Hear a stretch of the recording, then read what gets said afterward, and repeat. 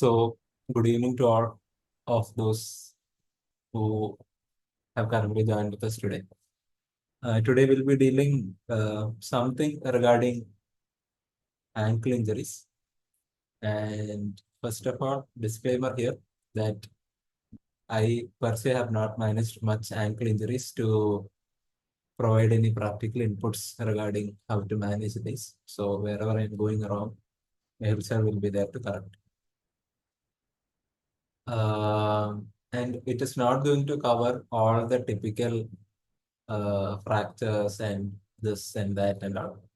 This is just keeping it simple, talking about few things that you shouldn't miss and how to properly ask history and clinically examine the act. So that is the basis of how this is. A more detailed class on this will anyway be conducted, if at all, by Jyoti sir, which I think is going to be a better class than mine. So this is just my take on what all you need not, I mean, you shouldn't be missing out when you're examining the ankle. So, do we have anyone volunteering to say what is wrong in this particular X-ray? Any volunteers? It's particularly fine. You can type it on uh, the group as well.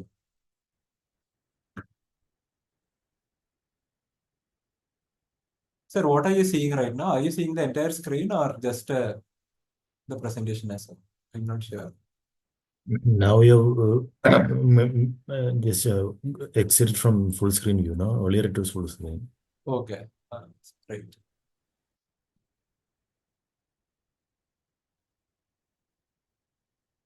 And now? Now also, are you just seeing the screen or have we come back to the main part? Or are you still seeing the presentation? No, I'm seeing the whole presentation. The slides on the left side and all. Okay, okay, right. So do we have any volunteers telling what this actually is?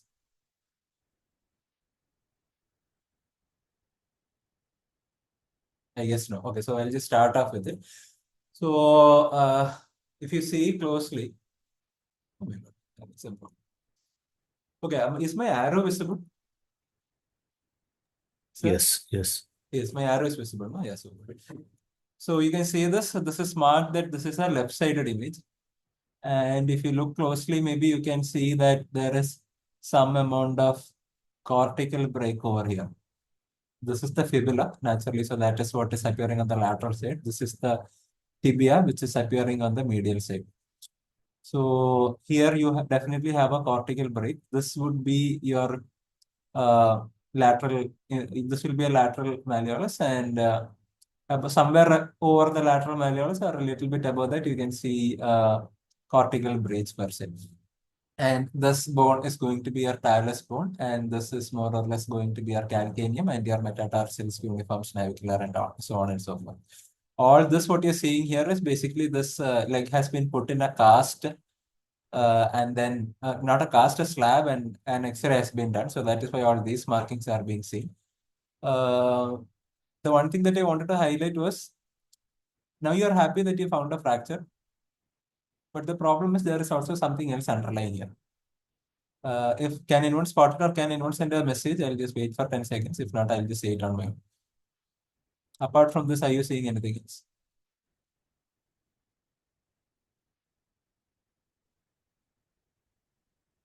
Okay, I can't see any messages anyway. So I'll just go on with it.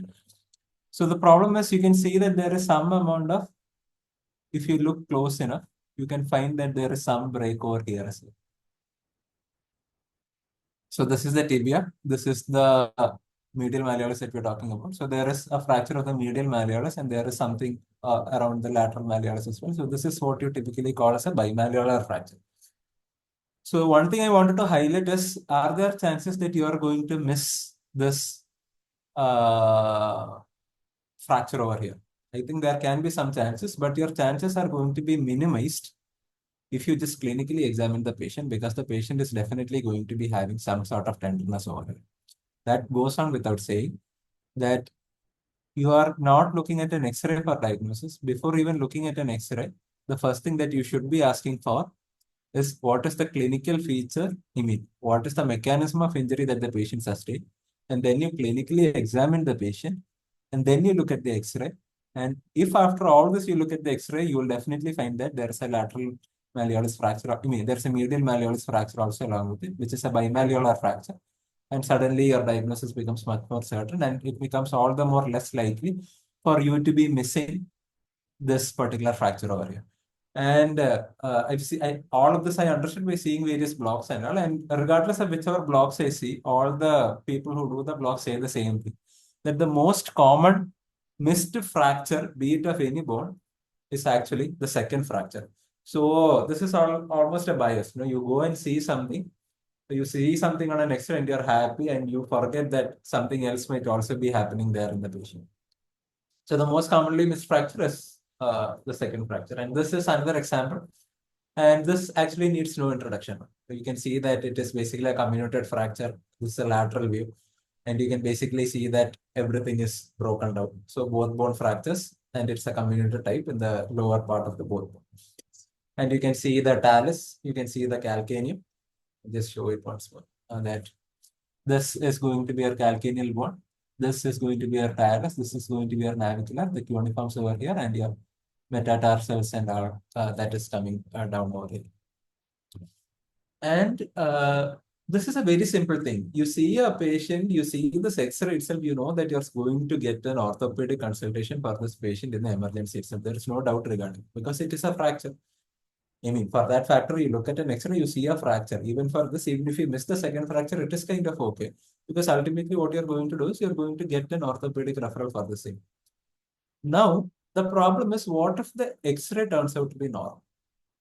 Then what are you going to do?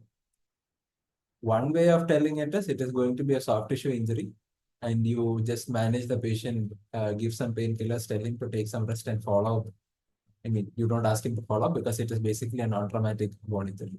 And that is where all the problems start. Because that is not how you are supposed to be judging an X-ray. You are always going to be looking at the patient factors and the clinical examination to yield to a diagnosis. It is not going to be, your diagnosis is not going to be either a fracture or a soft tissue injury. It has to be much more than that, so that you don't miss certain things in patients. And we'll be talking more about it. And this is as far as the history is concerned, that you ask the patient the mechanism of injury. So as you know, the ankle can move in different ways. One is that it can go for a plantar flexion. One is that it can go for a dorsal flexion. One is that it can go for an internal rotation, which you can call as inversion. And it can go for an external rotation, which is called as an eversion. Now, if you remember right, also there have been multiple times when you walk on an unlevel road and suddenly you also feel that that sort of rotation that happens, and you have some pain along with it. And if you recover correctly, that all of the times it is going to be an inversion associated. So the natural tendency is to go for an inversion. And most of the cases you are going to be right. That is, some patient is going to tell they fell on their knees or whatever it is. And more often than not, the patient is, if you ask the patient, it is going to be an internal rotation. Even if you remember, whenever you used to have something like this also. As far as I go, I remember that whenever I used to feel something, minor injury to my ankle, it always used to be an internal rotation rather than an external rotation. So if the patient typically tells you that an eversion was what was actually happened, that is, an external rotation actually was what happened to his ankle, that is a red flag sign. That can mean that your patient has a higher chances of instability of the ankle. And this should make you more concerned. This should make you look at the X-ray more keenly. This should make you look at the patient with a more detailed examination when you do your clinical work. And the second thing is, if the patient is not able to bear weight at all, that is again a red flag sign. Because obviously the patient is very symptomatic for it not to be weight bearing at all. A single ankle sprain and all, the patient will be able to bear weight, but not maybe full of his weight, but some amount of weight bearing will be there. and not even slight weight bearing is again a red flag sign. And whatever I understood here is after going through blogs, one of EM cases is an excellent site from which I got most of these ideas. And wherein they say that it is equivalent to a thunderclap headache. What is a thunderclap headache suggestive of? It is suggestive of an SAH. What is chest pain radiating to back suggestive of? It can hint towards a diagnosis of some aortic, a dissection or something like that. So an external rotation in history should be considered to be an extremely dangerous sign. So that is as far as history goes. Just two things that you should be keeping in mind. And the next thing is obviously what is the functional status of the unaffected limb? That is going to make the patient mostly bedridden if he has a problem in his affected limb right now. Any sensory deficits whereby the patient may not complain of much pain, but he has received a significant degree of injury to that. Any recent surgery, again, a slight hit there might predispose him to some serious injuries. Chronic alcoholism, again, more or less the same thing. Has the ankle been injured before? Has the ankle been injured before? So all of this is some of the things that we should be looking for in the past medical history. Now a patient comes to you and you see the patient. When do you get an X-ray for the patient? None of the juniors have joined here. I would have asked them what rule you usually follow for this.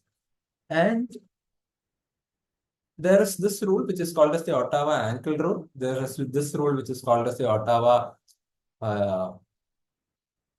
foot rule. So basically what you look for is you clinically examine the patient and you look for tenderness. And where all do you look for tenderness? One is along the lateral malleolus and the medial malleolus. And typically where you look for is along the posterior edge. So 2 points you got. One is along the posterior edge of the lateral malleolus. One is along the posterior edge of the medial malleolus. Then you'll have to look for tenderness in two areas. One is at the base of the fifth metatarsal. Next is the navicular area. So the navicular area and base of fifth metatarsal comes under Ottawa your foot roots and the rest comes under Ottawa ankle roots. So if there is no tenderness in all these areas and the patient is able to bear weight, that is, if the patient was unable to bear weight either in emergency or immediately post-injury, it means that you should go ahead and do an X-ray. And if a patient is able to bear weight and he has no tenderness in all these four areas, it means that you are safe to say that there is no bony injury to this patient. And this is kind of a go-to rule that you can implement. But the problem is this only helps in to rule out fractures per se. There are significant soft tissue injuries that might not have tenderness at all these areas, that if you miss it, there are chances that the patient can go on for complications. So just by seeing this, don't think that something as complex as, the X-rays that you can see here and the ligaments that you can see here, it is not so simplified, right? So that is the point that I want to drive here, that the Ottawa knee rule and the Ottawa ankle rule and the foot rule, you can use it, but that does not replace your clinical examination. That shouldn't replace your clinical examination. This is a good tool, but you need to do a proper clinical examination after you ask for a history to not miss out further stuff. And we'll come back to this and we'll understand why it is not. So again, coming to this, on the lateral, we have the lateral ligaments. On the medial, we have the medial ligaments. The medial ligament is what we call as the deltoid ligaments. So medially, you have the tibial bone and laterally, you have the fibular bone. And the fibula attaches to fibula and tibular. What of this, all the ligamentous attachments are going to be the inferior talus bone. So you have a talofibular and a tibiotalar ligaments on the medial and the lateral and medial side respectively. And those ligaments are divided into two. You have the anterior part and you have the posterior part. Then medially, the tibia is going to attach to the navicle. So you have a tibio-navicular ligament. And posterior, on the lateral aspect, you have the calcaneofibular ligament. The tibia also has a tibiocalcaneal ligament as well. So these are roughly what are the ligaments in these places. So you have a medial compartment ligament, you have a lateral compartment ligament. Now, if you can imagine that the most common mechanism is going to be an inverted foot, that's an internal rotation is going to take place. So your normal ankle sprain that you're talking about is going to be sprain of your lateral ligamentous complex, because that is what is going to get stretched. So there are various grades. There are grade 1, grade 2, grade 3 sprains and all. So those are mostly harmless if the patient is able to bear weight on it as well. Now, there is a very important ligamentous structure that shouldn't be missed, and that is what is holding the fibula and tibia together.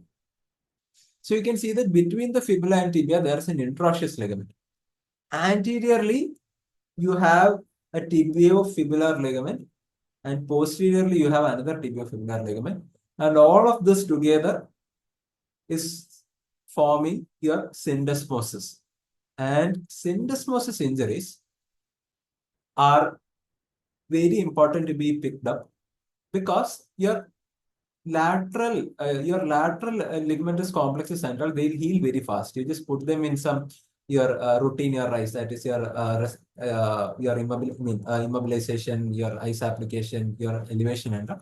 They'll get fine within some 1 or 2 weeks. They'll be able to do their routine jobs. But if a syndesmosis injury happens, the patient, it is going to take quite some time for the patient to recover. It is going to take 4, 5, 6, even months to recover. So these patients need a proper orthopedic follow. So that is why you need to really understand that there is, even if you don't understand all this, you need to understand that there is a medial compartment ligamentous complex, a lateral compartment complex, and in between you have something which is called as a syndesmosis. And this is very, very, very, very important that you know about. And if you are now just comparing this with your wrist, if you know the anatomy, you per se know that the radius is going to articulate with your scaphoid and your leonate. And most of the scaphoid is going to be articulated with your radius. Similarly is your talus. So scaphoid to the wrist is what talus is to the ankle. Those both are synchronous bones, and we all know that scaphoid bone fractures are prone for avascular necrosis, because all the supply and all comes from the distal tip and all. Similarly is the talus. Not in the blood supply part, but in the fact that the talus has poor blood supply. So any fracture of the talus is going to lead to very, very poor healing. So that is an important point, that a talar fracture, what you're going to be getting is very delayed healing, and the patient is going to be not ambulatory for quite some time. And these patients also need a orthopedic follow-up. Now, where is the talus located? It is just beneath your tibia. And if you can imagine it, if you plantar flex your foot, the talus is going to be coming to be more prominent. So once you plantar flex the foot and you palpate somewhere below your tibia, what you're going to get is a talus. And if you palpate there and if you get a tenderness, it means that there's a high chance that your talus is fractured. But this is not covered in your what? This is not covered in your Ottawa rules, right? So that is again one point that you need to be keeping in mind. And a syndesmosis injury. So again, if you can imagine that the syndesmosis is being cut, so where do you palpate for? You palpate little bit superiorly to your to the ankle joint. You just palpate it, and there will be pain if the patient has some syndesmosis injuries. Or what happens, just superiorly, you just squeeze the tibia and fibula together, and if the patient has pain, it means that there is some sort of syndesmosis injury to this patient. So again, this is not covered in your Ottawa rules. This is just the nerve supply that is being shown. A deep peroneal nerve, we have a superficial peroneal nerve, we have a tibial nerve, and saphenous nerve, just for completion sake. And this is how a normal X-ray is going to be looking like. Again, let us just go ahead with it. I hope my arrow is visible. So you have the tibia here, you have the fibula here, you have the talus over here, and the other bones which are not able to appreciate it properly on this side. And we'll talk about the Mortis view. And then you have the lateral view. Again, you have the tibia here, you have the fibula, you have the talus, and you have the calcaneum, you have the navicular, and then the other bones that follow and follow. We are not talking about this part that comes under foot. This is where what we are talking about. And see, the entire connection of your lower limb bones, that is your tibia and fibula, is with your talus. And that particular area is what you call as the mortise. So when you see the mortise, it has actually got to be a very straight line. So in order to visualize that particular mortise better, with an AP view, you're supposed to do an internal rotated figure. In internal rotation, about 20 degrees of the foot you're supposed to do, and you will get a beautiful mortise figure. So a standard X-ray of the ankle needs an AP lateral and mortise view. Even if you don't have the AP view, it is going to be a mortise view. The thing is, even if you write on the paper ankle AP lateral, what the radiographer is going to do is they are going to take a mortise view, because a mortise view is what is going to give you a better interpretation as to what it is. And if you look closely, you will find that the fibula is per se not attached to talus. Fibula is just standing there, just like ulna is not participating in the wrist joint. They have, so it is just, we can just relate it to the wrist if you know the anatomy per se. And there is always going to be some amount of overlap between the tibia and fibula if you look closely. And this overlap, it has got to be in the range of somewhere around 8 to 10 millimeters if you look lower down. And from this particular point, if you take 1 centimeters up, then the overlap should be less than 6 millimeters. So we'll talk about that later. I'm just introducing these concepts to you. But the one point that you have to understand here is the standard X-rays of the ankle. What you're going to do is you're going to be having the mortise view and the lateral view. I hope that is clear. And this is what an AP view is. As you can see that there is no internal rotation over here. So once the internal rotation comes, this particular mortise, which is in a slanting position, it will come out to be straight, where you will be able to access everything in a much detailed way. Right. So that is one thing that we talked about. So just recollecting it, because Ottawa knee rules, 4 points you need to look at tenderness. That is the lateral malleolus, the medial malleolus, the base of fifth metatarsal. A fracture there is called as a Duane's fracture. And then you have the navicular bone tenderness. Something called as Liffrac injuries and are slightly associated with it. We'll talk about it later when the food discussion comes. And then we talked about the normal ligamentous structures. And one ligament structures that I'm emphasizing here is that it is a syndesmosis injuries. And the second thing that the talus has poor blood supply.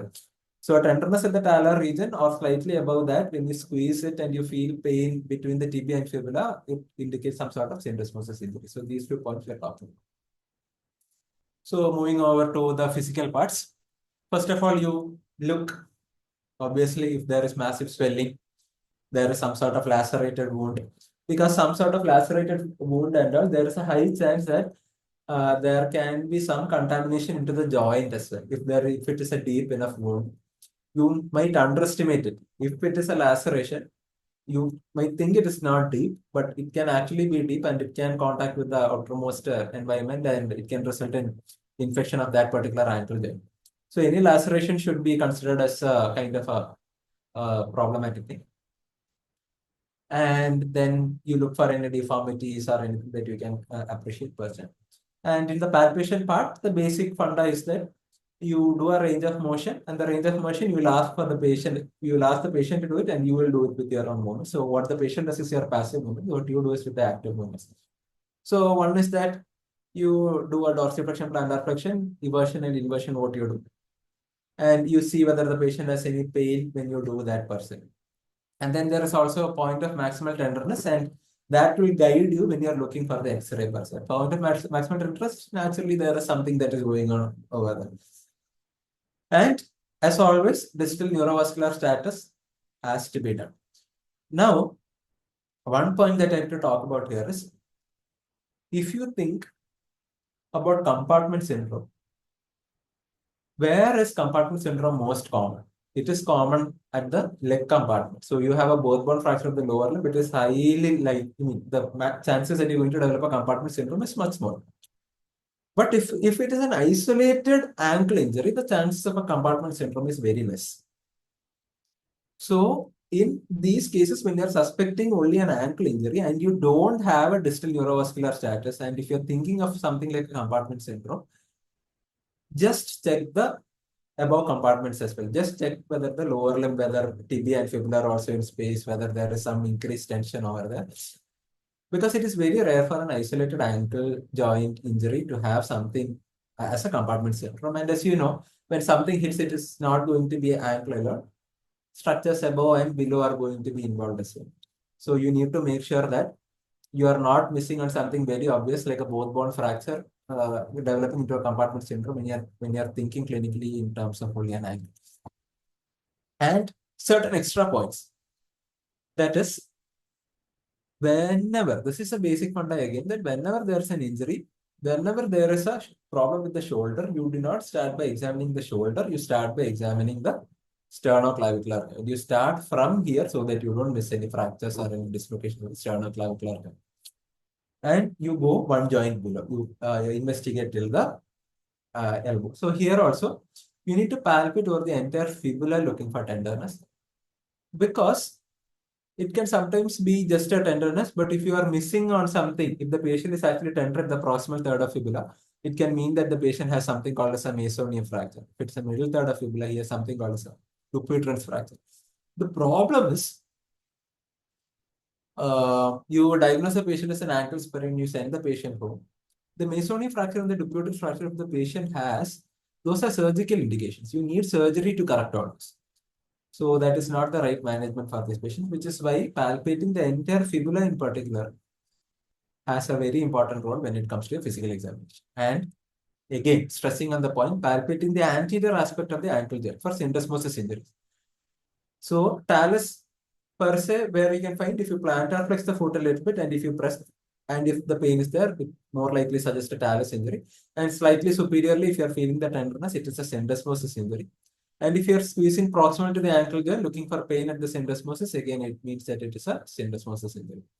Again, I told you why syndesmosis injuries will take months to heal. Talus is associated with poor blood supply, just like the scaphoid. So this is what I told. The palpation of the anterior ankle joint in a plantar flex foot is suggestive of talus fractures, and which is the scaphoid bone of the ankle. This again, just highlighting. An ankle fracture with loss of distal pulses access proximally for additional injuries. And what are the earliest features of compartment syndrome?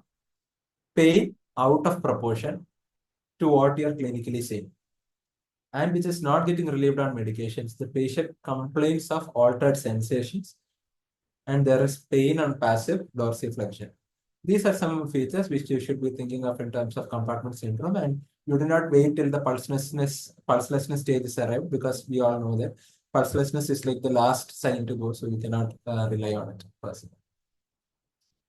Now, what is this?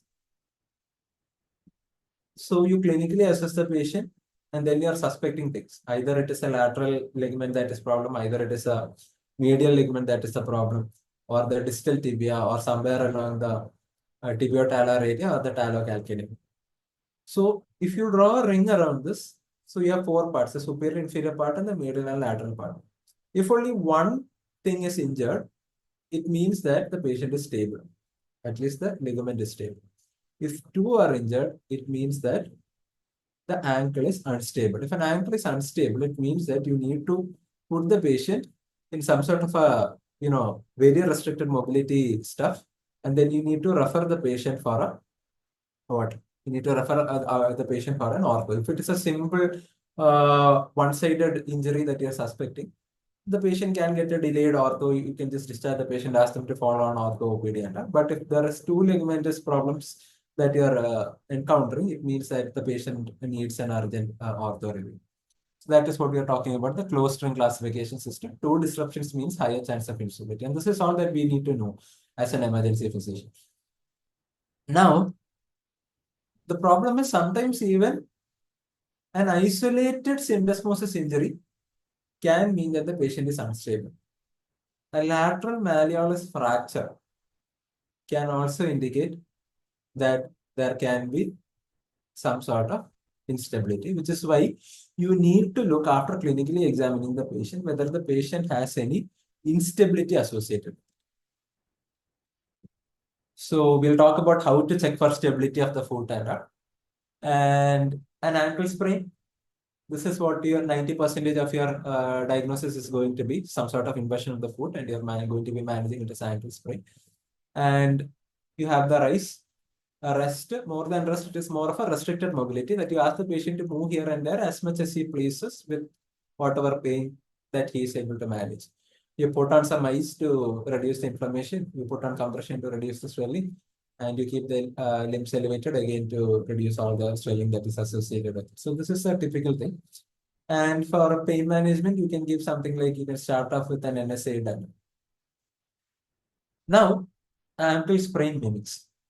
So whenever you think of ankle sprain, always think that can it be a mimic? Can it be a talus fracture? Why? Poor blood supply, reduced healing, needs ortho consultation. Calcaneum fracture. Syndesmosis fracture, we already talked about. Prolonged healing. Snowboarder's fracture, we will talk about what it is. Achilles tendon rupture. This is very, very important that you do not miss out an Achilles tendon rupture. So when do you want to look for mimics? When the patient has absolutely no weight bearing. So again, we come back to the history. If the patient is not able to bear weight, we need to think about, does this patient have any other associated injury? So first, we'll talk about a syndesmosis injury. So external rotated foot, we all know it is a red flag sign. And ankle dorsiflexion. So when ankle dorsiflexion happens, your talus is going to be pushed into your syndesmosis kind of thing, and it is going to cause some sort of tear. And when should you be suspecting, first of all, that there is some chance of external rotation? Now comes what the patient was doing at that point of time, because whenever it is associated with sports and all, or for that matter, whenever the patient wears a boot, that is, if he's not wearing a normal shoes and this thing, if he's wearing a proper boots, the mechanism of almost all these protective boot is that it prevents the usual inversion to happen. So if the patient is wearing some boot, it means that if the patient has twisted his ankle while wearing boots, it means that it has to be an external rotation, because the boot will prevent a twist causing an internal rotation. So it has to be a high velocity thing, and more often than not, it is going to cause an external rotation. So a patient, if he's wearing a proper boots, it is going to prevent your internal rotation. So any twist of an ankle in a boot wearing person, you should be thinking of external rotation. And in a syndesmosis injury, an ankle dorsiflexion also is going to cause the talus to cause that particular. And where the patient is obviously going to be unable to wear weight on that foot, and is going to have some anterior ankle pain. Now he's not going to wear the weight. Wear the weight. So what he's going to do? He's going to walk painfully. So this is what we call as. You can see on the screen that the patient uses toes to walk because he cannot put his foot and bear his weight. Second thing is the squeeze and Hopkins test, which we talked about. We are squeezing the tibia and fibula together, and we are assessing for pain at the syndesmosis. And this is not a sensitive, but it is a specific sign of a syndesmosis. So the squeeze test, something so simple, but it is like very specific for a syndesmosis. And how did the injury happen? It happened in an external rotation. So again, when you do the external rotation, the patient will have some pain in the syndesmosis. Again, this is specific, not as specific as a squeeze test, but again, it shows you something. And the reason why the external rotation test is not that specific is because it can be associated with a lot of injuries where you have the external rotation as the mechanism of your injury. So that is as far as syndesmosis injury is concerned. Now, on the X-ray, how do you look for? As I told you, above the mortise, 1 centimeter, the overlap between the tibia and fibula should be less than 6 millimeters. So naturally, if it is more than 6 millimeters, it naturally means that the tibia and fibula, whatever is connecting in between, is not there. So naturally, that means that it is widened and it is obviously a syndesmotic injury. And the other thing is the overlap between tibia and fibula. So at the end area, immediately at the mortise, what you're going to find is that there is some overlap. No? So that overlap is what they are going to be telling, that it shouldn't be more than 10 millimeters. But for all things, a tibiofibular clear space 6 millimeters, that is 1 centimeter above the mortise. If it is more than 6 millimeters, you should be thinking that this is a syndesmotic injury and this patient needs an ortho follow. So as I told you, it should be a non-weight bearing cast and the patient returns to activity in like 4 to 6 months. Now, just talking about another thing. In an ankle sprain, you don't put the patient's foot in a cast. You just give the patient crepe bandages if they want and you ask the patient to walk. But here the patient is not able to walk. So naturally a crepe bandage is not going to help. He's not at all weight bearing. So you need to put a cast in him so that he can walk properly. So that just follows the, some sort of common sense that comes in.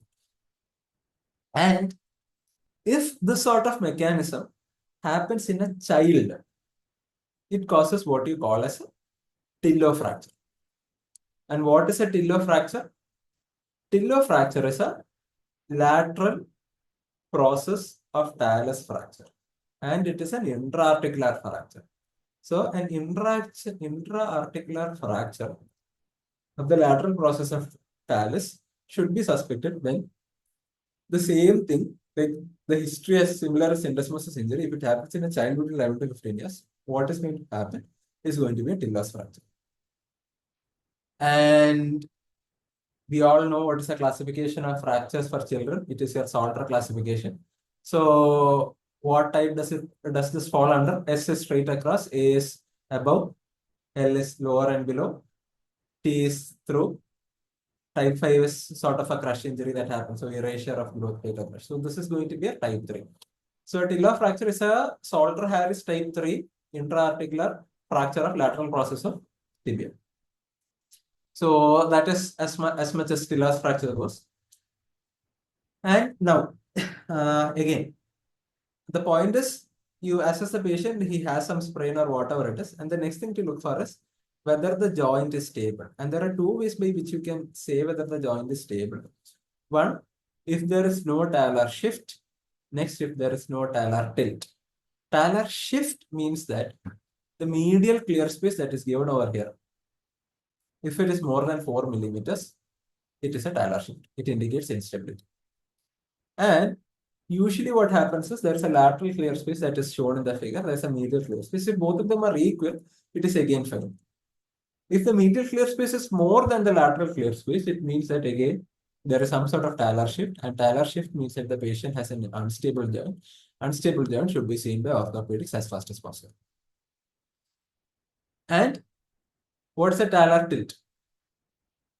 You draw two straight lines covering the surface of talus and the upper surface of talus and the lower surface of tibia. If it goes straight through, it's a normal talar tilt.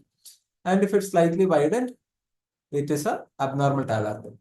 So any abnormal talar tilt or an abnormal talar shift means that the joint is unstable. Why to look at it? What happens even if you forget about it? This is going to make the joint unstable. And over time, what it is going to cause is chronic inflammation, arthritis. The patient is going to have movement restriction down the road. So, and by the time the patient realizes it is too late, goes to the orthopedic, the chronic inflammation is set in and there is nothing that you can do it. And if you want to correct it, the surgery is going to be much more complicated. So you need to make sure that before sending the patient, you make sure that the ankle joint is per se stable so that nothing happens routine. Now, another fracture is the snowboarder's fracture. Now, you know what a snowboarder fracture is? The patient that goes on, or they with the board, no, they do all the, what should I say about it? All the funky stuff. You know, they go for all the twisting and thing of it along a plane of stuff. I hope you understood what I mean. So the snowboard is basically stuff, a skiing sort of stuff. So what happens is again a snowboarder's fracture, they are going to use protective boots. So again, what is going to happen? An external rotation. And while doing all the acrobatic stuff, they are going to land on the foot and it is going to cause some sort of an axial loading. And this is going to cause a lateral process of fracture, process of talus fractures. So again, this anyway we are not going to get. If at all we'll get, it is going to be some kid who's on their roller skates or something, and they are just going to jump and they are going to have some sort of axial loading. And when you ask them, they'll be like inevitably tell you that it is an external rotation that happens. So this is again a lateral process of talus fracture that can happen. And the problem is the X-ray can look normal because these things are very subtle. So unless you pick it up in the fact that the patient had an external rotation mechanism of injury, you are going to miss this. And the lateral process of fracture is not going to have a very good outcome. So where can it be missed? In elderly patients, osteoporotic bone, they are not going to be complaining of distracting injuries. The patient is going to complain of pain elsewhere. Injured foot in a boot is where we're supposed to be thinking about it. And ongoing pain. So the patient was diagnosed with an ankle sprain, but he's again coming back to the ED telling that the pain is not yet settled. Then is where you are going to be thinking, oh shit, was this some sort of a fracture that I missed? And again, you go ahead and do an X-ray and you find that a lateral process of a talus was indeed fractured. Now, right, an Achilles tendon rupture. Now, before talking about this, the thing is, if it is a stable ankle joint that you're diagnosed with just an ankle sprain, creep bandage, pain medications, rise, follow. If it's an unstable joint, what you're going to be putting it is you're going to be putting some sort of a cast. If it's absolutely no, a non-weight bearing cast, or if it is somewhat weight bearing, but not your typical stuff, then you're going to be putting some sort of a, you're going to put all the knee braces and you have ankle braces, you can put that and send the patient. If it is an unstable joint, you put the patient in an ankle brace and you can send the patient for an immediate ortho follow-up. But an Achilles tendon rupture, if you do not diagnose, what is going to happen is, for the tendons to approximate, you need the leg to be in a plantar flex position. So that is the treatment with which you are supposed to be discharging these patients. So unless you plantar flex the foot and apply the slab and ask the patient to immobilize, the Achilles tendons are never going to approximate and the patient is not going to be able to plantar flex, at all. It is going to relate to complicated procedure. So the difference in Achilles tendon rupture is that in rest of the cases, you are going to put the foot more or less in a neutral position. But here, what you're going to do is you're going to plantar flex the foot, and if at all you're putting a slab, it is going to be a dorsal slab. And how do you suspect this? The patient is not able to plantar flex his foot. So if you compare the normal side, the patient is going to be having a slightly more dorsiflex posture of the affected limb compared to the normal side. So that is very important as far as tendon ruptures are concerned. And Mesoneum fracture, Dupuytren's fracture, what are they? They are fibula fractures. When to suspect? External rotation of the ankle and the patient complains of medial ankle pain. There is a medial clear space that is more than 4 millimeters, again a marker of instability. In these cases, you need to go on and check for this fractures. Whatever it is, you need to be suspecting about that. In your clinical impression, you are going to be palpating from the fibula down. Upper part, 1/3 is your Mesoneum fracture, middle 1/3 is your Dupuytren's fracture, and these are operative cases that you should not be missing. So here you can find that there is, if you calculate it, probably the medial clear space is going to be more than 4 millimeters, and you can find an associated Mesoneum fracture that is a shaft fibula fracture of the proximal 1/3. And as I told you, management is surgery. Patients are going to come back due to persistent symptoms. It is going to cause a severe arthritis of the ankle and result in complicated surgeries. Other occult injuries will be your peroneal tendon dislocation, your os trigonum. Os trigonum is nothing. It is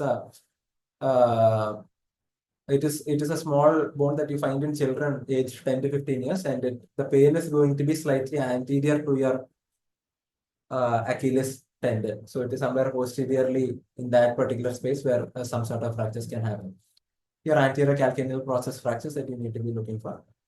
And these are just some of the basic ideas I wanted to discuss in this very short discussion. And as I told you, I do not have much practical experience as much as this course. This is what all theory I gained by reading the textbooks and various podcasts.